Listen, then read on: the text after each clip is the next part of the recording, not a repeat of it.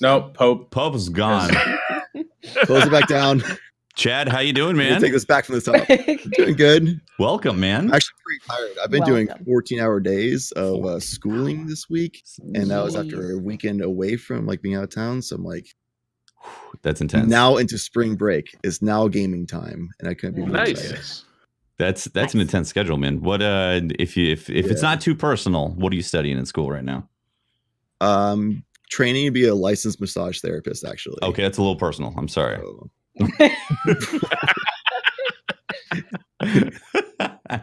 if you want a back rub at Garden Con, I got you, Tefty. That sounds amazing, actually. Yeah. Yeah. Well, you wear the hat while you give the back rub. Can we do like back rubs for subs? Back rubs for subs, man. That's how you get subs right there. I'll give you a back rub. Though. Don't worry, it's not weird. I'm a licensed massage therapist. Exactly. There you go. Yeah. That's awesome, man. Something unique to stand out with. Yeah. So tell us a little something.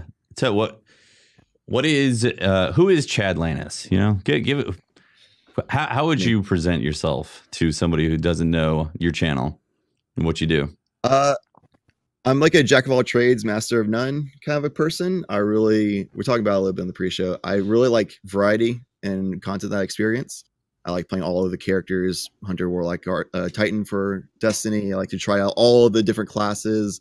When I got into Apex, I did all the characters and at least 100 kills in each one was the first thing I did, just to get a full experience. And I've used all the guns, everything. So I just really like to have a good idea of everything about the game to really feel it out. And I like to translate that initial experience into just having a full understanding of the games. And that way I can better help people get better at games as well. So I recently started getting into journalism a lot, trying to write articles for guides and tips for how to get better, things like that.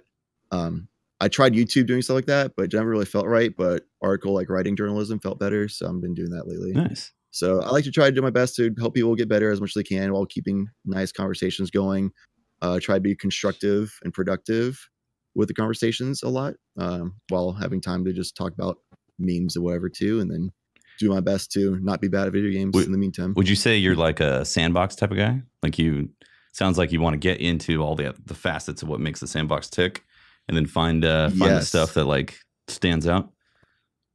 Yeah. And that's something that I've been really into doing, like speed running and stuff like that in the past too.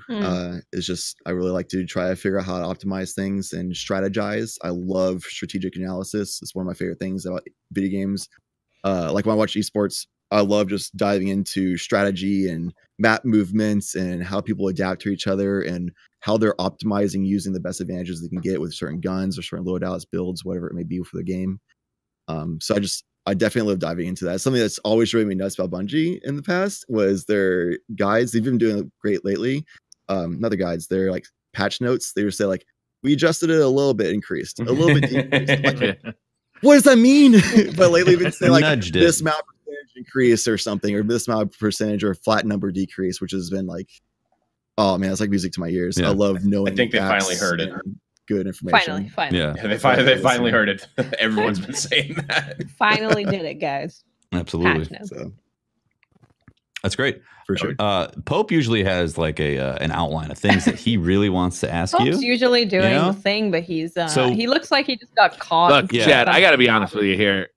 You came highly recommended from the RezoCast, so you're really a step behind in my book. The fact your association with those guys is really really creepy. Suspect. Docking It's points. suspect. Highly suspect.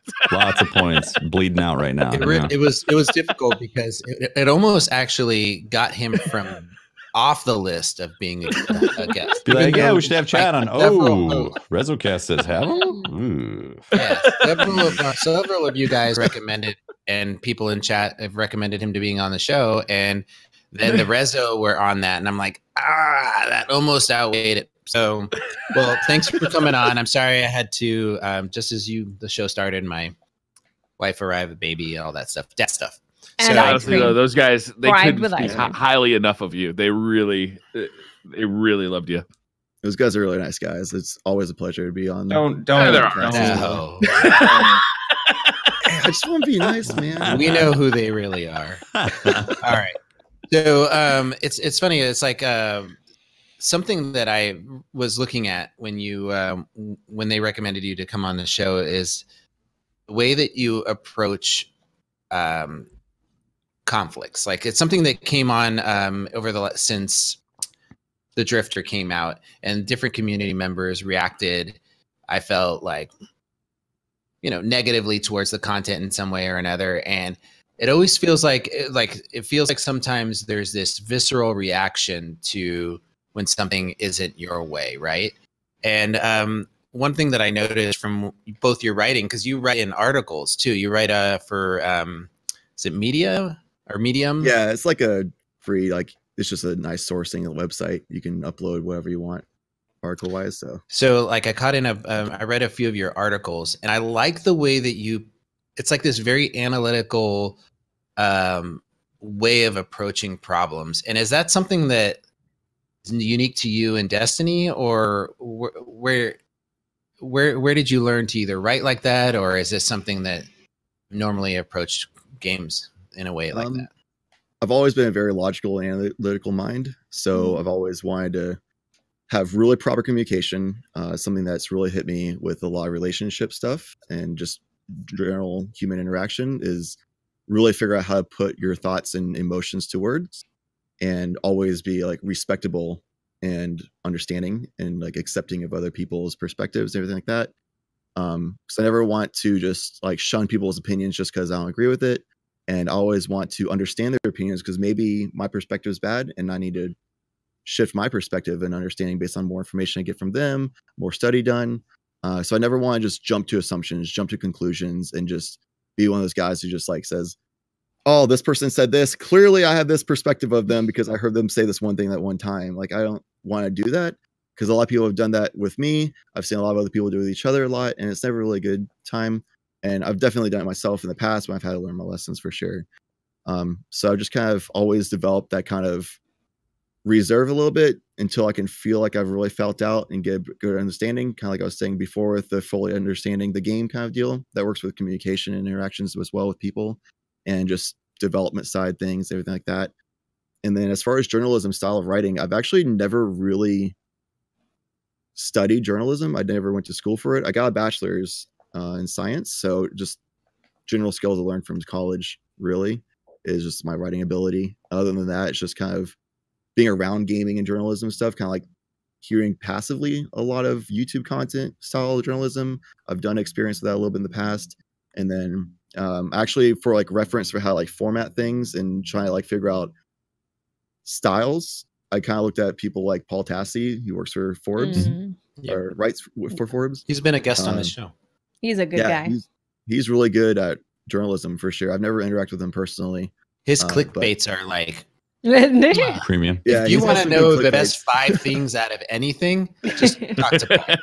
Yeah, that's something that's probably bad for me because I don't really work clickbaits very well. I just say it how it is really how I am. So I'm really poor at marketing decisions with that regard. But I don't know. It's just I want to be natural and organic about things. So I just like here's these thoughts I have. You can be natural and organic and still be clickbait. Just type it. Yeah, I think so too.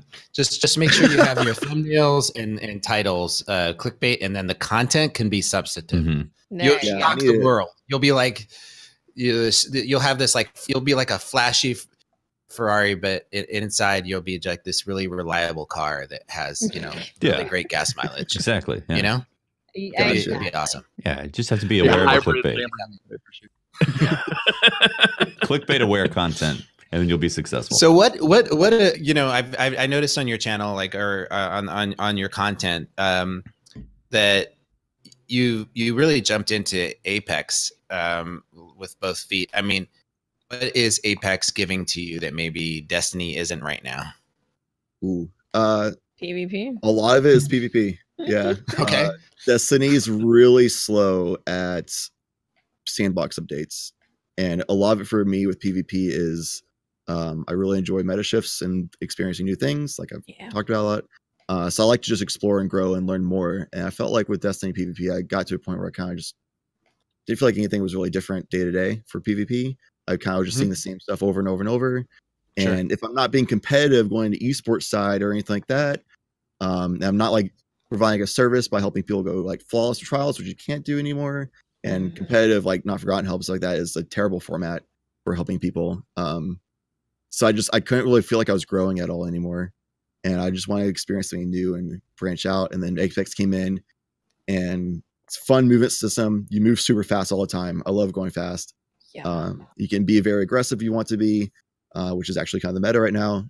And they provided a lot of things for a battle royale that were things that I desperately wanted out of games like Fortnite and stuff, that really I got out of battle royales from. Primarily the respawn system. I know like a lot of other things have like the down and you can like revive them, but so many times you get thirsted, but your team won the fight anyway, like immediately after. You're like, dang man, I have to sit here literally for like 15-20 minutes and just watch my team play. And as a streamer, that's really rough too, because you're literally just sitting there watching other people play as a streamer. So it's really hard to be engaging and provide content if you're just literally spectating. Exactly. Whereas in Apex, if you wait too long for the 8 seconds, you don't get it still, but that's kind of rare that it happens. Either your team will win the fight right away and get their beacon and you can respawn, or you'll lose the fight anyway and then you just go into the next game. So I can constantly be playing in that game, whereas other battle royals I might be on the sidelines for a bit, which kind of sucks. I agree. So I was curious to hear, based on, like, I know Watts and I mean, I know some of us play Apex quite a bit, and I'm curious to hear if you could bring some aspect of Apex over to Destiny PvP, what would you want to drag over? What would it be? A few things for sure. I was actually playing a little bit before this podcast, and the weapon swap speed is so slow. I would like snipe somebody by them. I try to switch to my last word. I'm like, man, just watching myself move in slow motion in comparison to Apex, it felt like. And the movement speed's really slow. There's so many times I was trying to like push 3 to swap to no weapons to run faster out of a situation in the Crucible. I bring out my heavy weapon, like this isn't helping. I have no ammo for this thing. Oh man. So like being able to move faster is like some kind of like movement ability boosting would be really cool, which there's already the stuff like that with like Titan skating stuff, but just overall like the pace of the game feels a little bit slower than Apex. And then like there's the swap speed is really like the movement speed I think is honestly fine. But that combined with the swap speed that's slower. You can't do like sliding moves for like movement boosts down like hills and stuff. Yeah. So there's like little things like that Apex has that Destiny feels like it's kind of like a standardized speed of movement. They do have like the hunter jumps, you can jump forward. Titan skating, we all know about that. That's been beaten down. Warlocks have like the bunny hopping they can do, which is really nice. So there are little things, but the burst of speed comparison to the burst of speed you get in Apex when you do slide jumping on hills and stuff is just, it's not the same. But when that combined with weapon swap speed really just makes the pace of the game feel a lot slower than something like Apex. And also Apex has a lot more character variety. Destiny has like the 3 different classes and the other subclasses, but even if you change up your subclass, because the jumping's the same and like your class ability is the same, it feels like there's basically 3 characters still. Whereas in Apex, everybody's completely different abilities and they all have their own playstyle identity that's very unique. Like Caustic is a very like slow pace and he baits people in, and I think he's like the worst character in the game, but he still has this very unique playstyle where you can bait people and trap them into close quarters combat. Whereas you have other people like Wraith who can just do the rift for like faster moving around the map and just goes very aggressive and stuff like that. So you have different, very unique play styles. Whereas in Destiny, I feel like the 3 different characters have unique identities, but it's generally the same play style with the characters. Yeah. I feel like as far as PvP is concerned, is Gambit Prime, it's like, are these the Season of the Drifter? Is anything new content kind of scratching that itch, or is it still missing the mark for you as a PvP player? It's still kind of missing the mark because Gambit isn't really true PvP. And I always thought I would really love PvE hybrid because I really enjoy the extremes of PvE, going into raids, raid races, hard grinding, speed running, all that stuff. And then extremes of PvP, doing comp playlists, ranked, doing trials back in the day, things like that. So I was like, oh, of course, hybrid, I'll enjoy that too. But both Gambit and Destiny and the Dark Zone division never really hit it for me. So personally, I didn't really get an itch at all from the season because I'm just not personally into Gambit. I think people who love Gambit, this is awesome for them. But as a guy who really enjoys the one extreme or the other instead, it didn't really hit it for me. Reckoning, I haven't gotten to explore tier 2 or 3 yet, so I haven't really experienced that. However, I'm not really interested in it very much because most of the gear you get from that is for Gambit. So even though I'm probably going to go and experience a completion of both tier 2 and tier 3, I'm probably not going to grind it because all the gear I get for it would be for the game mode that I personally don't really enjoy. Okay. Yeah, it's interesting to see people's reactions to Gambit in this this DLC or this expansion, and kind of focusing on the PvP players feeling like they kind of missed out on this. Is there? Do you think something as simple as a meta shift within PvP?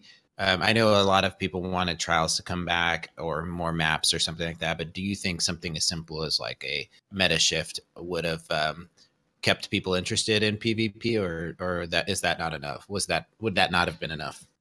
I think that'd be enough. I know a lot of people want trials to come back, me personally, but I understand why Bungie would not want it to come back right now. They want a different identity for it. Honestly, I have like a feeling that they're trying to make a BR because they said like the future of PvP doesn't fit with trials. I'm thinking what would be the future of PvP. But anyway, other people are asking for maps and stuff like that too, which I'm not really that super like, that's not the big thing for me. What is massive for me is like meta shifts, sandbox updates, something regular. Right now it feels like once every like 2 or 3 months minimum for a sandbox update, pretty much, if not longer, for anything like significant changes to the meta. Something that's more like 1 to 2 a month would be insane. And if it's that regular, it doesn't have to be massive changes. It could just be minor ones. But when I go into PvP before the season and after the start of the season, it's still pretty much, even with the one-eye mask nerf, it's still one-eye masks like everywhere. For Titans, Warlocks are pretty much out of the meta entirely, so there's like less variety. I actually tweeted before this, but I was like the only Warlock in Crucible for like over an hour of trying to find matches. And I was on the first stage of the Thorn quest. I couldn't find Warlocks to kill. And it was all just like Spectral Blade Hunters with Gwist Vest, One-Eye Mask Titans, Blade Barrage Hunters with like Shard Still or something of that sort. And that's pretty much the meta. Some Sunbreakers. And every once in a while, you'll find like maybe one of something else. So, are you on PC or console? Variety. PC. I'm on PC. Okay. Yeah, it's actually pretty big. I think metas do shift on different platforms. Yeah, I'm curious about like anybody, like all you guys. I'm curious to hear if you guys think like a playlist in a comp playlist or even a social playlist, but that had an Apex style opening screen, where all the varieties of characters were there listed, Arc Titan, Solar Titan, or something similar to that, and you had each teammate had to pick one, and teammates couldn't pick a second.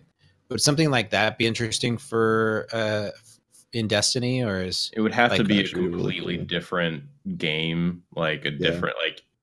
I wouldn't want to go from playing like I'm going to log into my hunter. Now I'm going to log into this game mode and not play my hunter. Transfer your weapons real quick because somebody picked the one you want.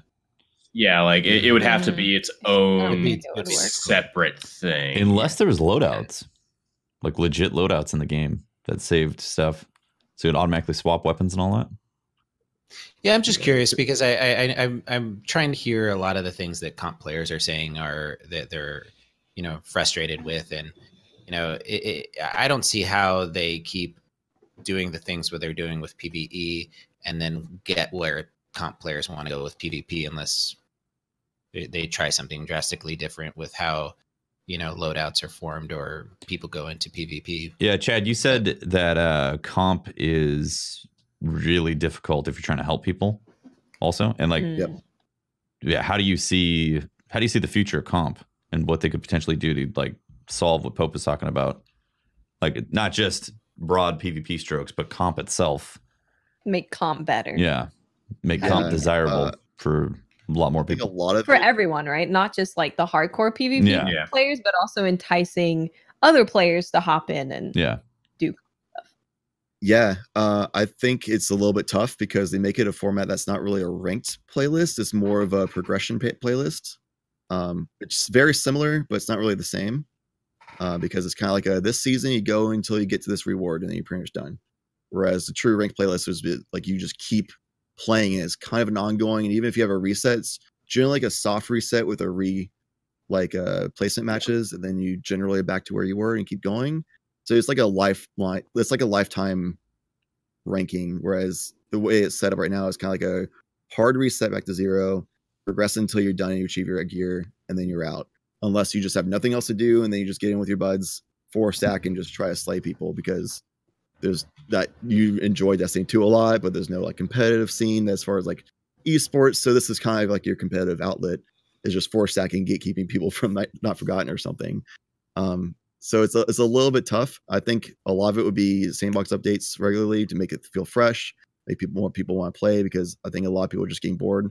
I have a lot of friends who are PvP, serious PvP players, back from Trials Days connections, Sweat Days connections, stuff like that. And pretty much the reason everybody's left Destiny PvP is just because they don't update the game regularly enough. They just don't provide freshness. It doesn't feel fresh. It just gets really stale meta, things like that. And so because it doesn't update regularly enough, they're just like, well, I'm bored. I want to feel something new. There's no reason to grind for it because there's really not an esports scene.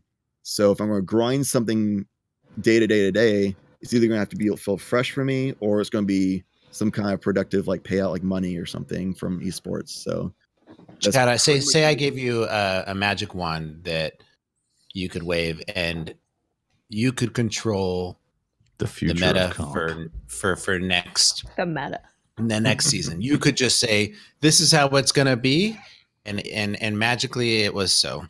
What would you change in the meta to be more attractive or to be different for next season?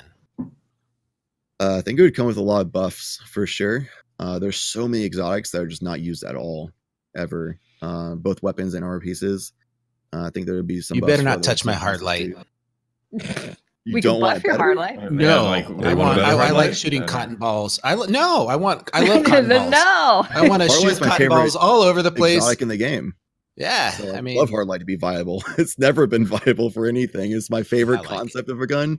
So I would buff the crap out of hard light. It would be the best weapon in the game for sure. No, I would just try to buff other classes, because I think like I might do like some minor nerfs for things like Spectral Blades. It was a little bit weird that Spectral and Nova Warp were both like really high up there, and then they like destroy Nova Warp, but then like barely nerf Spectral Blades. So I probably would lower Spectral Blades a little bit, raise up Nova Warp a little bit, but then like buff a lot of other things that are not used often up to those levels, because I think those levels are actually pretty solid. I also would make shotgun meleeing with high impact shotguns a thing, because oh my god, I cannot tell you how many times in Destiny 1 somebody popped their super in my face and I just shut them down for being a mess play. But then Destiny 2, they popped their super in my face, I shotgun meleeed them, and then they kill me anyway. And I feel completely hopeless, like completely defenseless, and there's no playmaking opportunity to punish mistakes.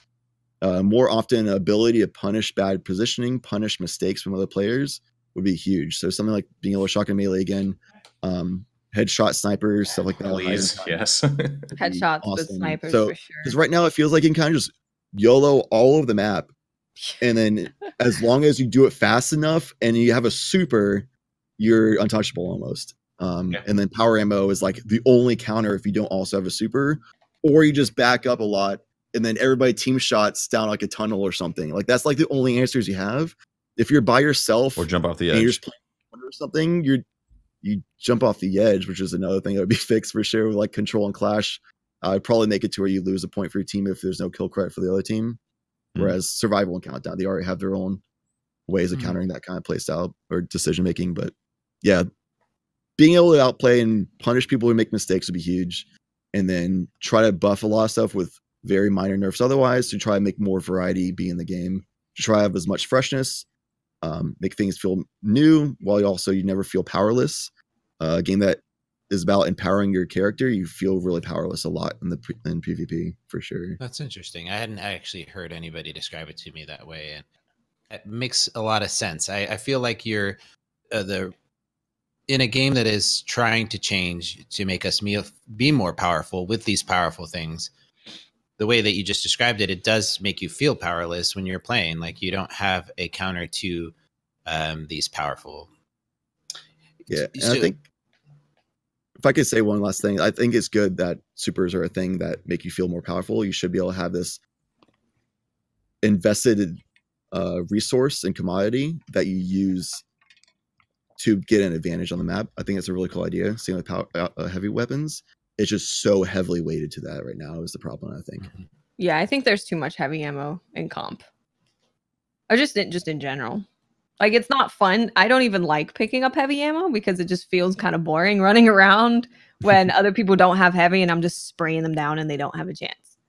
I don't really. I love that. I mean, I like Destiny 1. It's like, this is the heavy moment of the round. Yeah, I prefer that. Everybody in your team get heavy, but then you can also make a play to shut down the other team's heavy with a crazy super usage or something. You're going to get team shot at, but maybe you cannot play them, and that's a huge advantage for your team. So you have like a shining moment. I love stuff like that. Yeah, that was really cool. But right now, it's like we're just playing King of the Hill. No matter what game mode we play, it's literally King of the Hill around heavy ammo, and then you just translate that economy to something else. I'd forgotten about that in Destiny 1. Like everybody, right. Heavy ammo's inbound, and everybody huddles up, 6 people around one box, and then everybody gets her. Like somebody's about to respawn, you're like, "Don't pull it! I'm about to respawn. Come on, you know." And every time I would go to the other side of the map and try and just kill the team. Oh yeah, lots. That was fun to see you do that. That was like your thing. I think a lot of Slayers, heading over there and trying to get that multi, go over there, use a slam for your team. Try and do something cool. Yeah. High risk, high reward move. Yeah. It's interesting how like a little change like that made such a big difference in how that quick play feels. Yeah. Well, it's we appreciate you coming on. I'm excited to hear us talk about like Season of the Drifter and some of your takes on the changes that they've made and where we are with our characters. But before we get going, we need it on record. If you were start over and you had only one character to play, what class would you be? Hunter, Titan, or Warlock? And you have to answer only one of them. He tried to answer this in the pre-show chat, and he was non-committal. It was the worst. Dancing around. He answered. You guys didn't listen to him. No, he said probably. He said probably. That's an answer. I hate that's this question. I love playing everything. I like having a full understanding of the game and experiencing everything. I said probably Hunter. What are you running I'll just take away the probably. So it's for sure Hunter. I'd vote for him at this point. I've always done Hunter first for storyline content. I've always felt more connected to Hunter, even though it doesn't fit the meta playstyle for me and stuff. Hunter is definitely my baby. There you go. See, there's no probably about that. There's no confusion. Pretty definite. Yeah. I mean, it explains a lot, but okay, let's go. That's great. I love it. Yeah, let's go.